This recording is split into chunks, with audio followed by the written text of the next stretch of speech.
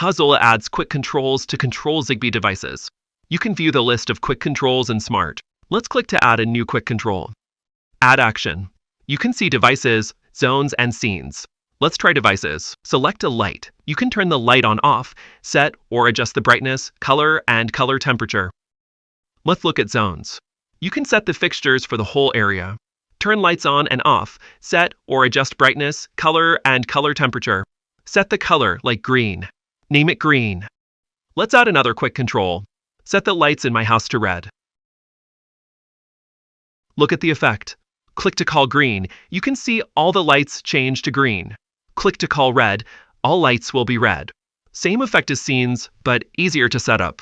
Scenes can only be set up the light one by one, while quick controls can set up the whole zone.